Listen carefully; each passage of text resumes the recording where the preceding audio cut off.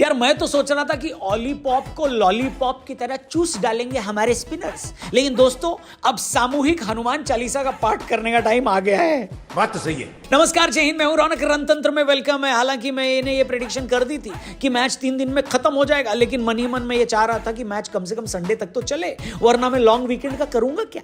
लेकिन मैच को इतना एक्साइटिंग नहीं बनना था बाबा जी, क्योंकि रवि शास्त्री के शब्दों में कहूं तो अब थोड़ा सा ग से बोटी मुंह में और ये सब कारनामा किया इंग्लैंड के एक 26 साल के लड़के ने, जो कि अभी भी 148 बनाकर बल्लेबाजी कर रहा है। पोप के बचपन की कहानी देख रहा था मैं। उसकी मम्मी पापा कहते थे कि पढ़ लो, लेकिन क्रिकेट में वो बिजी रहता था।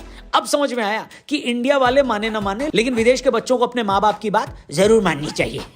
अगर वो तब पढ़ाई कर लेता तो आज हमें दिक्कत का सामना ना करना पड़ता। इंडिया की टेस्ट सीरीज से पहले पोप के बड़े बयान आ रहे थे, जैसे अगर पहले दिन से ही गेंद स्पिन हुई तो भी कोई दिक्कत नहीं है, ऐसा बोल रहे थे। हमें लगा कल का लड़का मजाक में ज्यादा बोल लिया है, लेकिन इसने तो करके भी दिखा दिया यार। और अब इंडियन क्रिकेट फैंस में डर का माहौल है। इतना तो मेरे घर वाले रात को 9 की ट्रेन के लिए सुबह 10 बजे से पैनिक करना नहीं शुरू करते जितना पैनिक मैं अभी से कर रहा हूं। एक काम करता हूं, शुरू से शुरू करता हूं और बताता हूं कि तीसरे दिन हुआ क्या क्या। लेकिन उससे पहले डिस्क्रिप्शन में जाइए, कीवी ऐप का लिंक दिया, उस पर क्लिक करके कीवी ऐप को डाउनलोड करिए, अपना नॉलेज दिखाइए, क्विज खेलिए और ढेरों पैसे जीतने का आपके पास मौका है। लेकिन उससे पहले आपको कीवी ऐप डाउनलोड करना पड़ेगा, डिस्क्रिप्शन में लिंक दिया, ठीक है। वीडियो में आगे बढ़ते हैं। तो दोस्तों बात ऐसी है कि वीकेंड था, इसलिए मैं थोड़ा लेट सोकर उठा, लेकिन मेरे उठने से पहले इंग्लैंड वालों ने जडेजा और बुमराह को उठा लिया।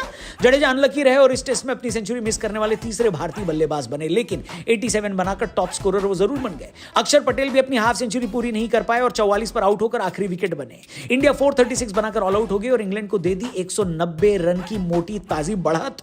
हमें लगा कि इतने तो काफी होंगे इंग्लैंड को लपेटने के लिए, लेकिन इंग्लैंड वालों ने तो हमारे साथ तन्नारी नारे नारी नन्नारो ये सब कर दिया। सीरीज में पहली बार बेसबॉल देखने को मिला। इंग्लैंड के ओपनर ने 4.5 के रन रेट से रन बनाना शुरू किया। इस बीच क्रॉली आउट जरूर हुए, लेकिन लंच तक आते आते इंग्लैंड ने 89 की लीड मिटा दी। विकेट गिरा था सिर्फ एक। लंच के बाद भी इंग्लैंड का बेसबॉल जारी रहा। इस वक्त तक तो ये समझ में आ गया था कि इंग्लैंड वालों ने पारी से हार टाल दी है, लेकिन एक डर ये भी लग रहा था कि अगर ऐसे ही खेलते रहे तो ये मामला हाथ से ना निकल जाए। ऐसे में कैप्टन रोहित शर्मा ने लगाया अपना ब्रह्मास्त्र। एक ऐसे वक्त पर जब लग रहा था कि इंग्लैंड गेम में अपना शिकंजा कस चुका है, एक ऐसे वक्त पर जब लगने लगा कि इंग्लैंड को समझ में आ गया है कि इंडिया की स्पिन त्रिमूर्ति को कैसे खेलना है, एक ऐसे वक्त पर जब हमारी उम्मीदें दम तोड़ने लगी कि यार अगर इन लोगों ने स्पिन खेलना सीख लिया तो हम क्या करेंगे, जॉब छोड़ देंगे क्या।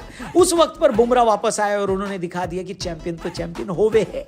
बुमराह भाई ने पहले विकेट के ऑफ स्टंप को सैर करने भेजा और 7 गेंद के भीतर इंग्लैंड के बेस्ट बल्लेबाज जो रूट को भी एक बेहतरीन डिलीवरी पर आउट कर डाला।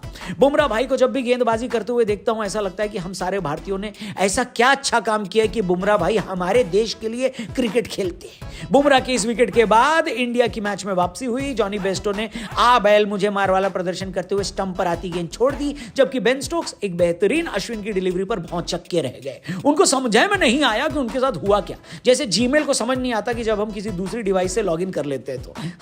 लेकिन गेंद भी थी बहुत जबरदस्त। बेन स्टोक्स आउट हो गया, उस पर तो दुनिया का कोई भी बल्लेबाज हो जाता भैया, उस गेंद पर आउट। चाय तक आते आते इंग्लैंड का स्कोर 5 विकेट के नुकसान पर 172। इंडिया की लीड से अभी भी 18 रन पीछे। चाय के बाद सबसे पहला काम तो इंग्लैंडियों ने यह किया कि हमारी लीड उतारी और यह बात तय कर दी कि इंडिया ये टेस्ट मैच में दूसरी बार बैटिंग करेगी। और इसकी सबसे बड़ी वजह थी ऑली पोप। हम तैयारी करके बैठे थे बेन स्टोक्स, जॉनी बेस्टो और जो रूट की, लेकिन Ollie Pope out of syllabus आ गए और फिर पोप की तोप ऐसी चली कि लीड भी बढ़ती चली गई। मन तो बिल्कुल नहीं है तारीफ करने का, लेकिन एक ऐसा बैटर जो ऐसी पिच पर बुमराह, सिराज, अक्षर, अश्विन, जडेजा जैसी गेंदबाजी के सामने अपने देश से बाहर शतक लगा दे, वो शतक मैच का पहला शतक अगर हो तो भैया समझ जाओ कि सामने वाले ने innings of A life time खेल दी है। पोप की पारी की वजह से पार्टनरशिप और लीड दोनों 100 के पार चली गई। वो तो भला अक्षर पटेल का जिन्होंने बेन फोक्स को आउट किया, लेकिन पोप की तोप रुकने का नाम ही नहीं ले रही है।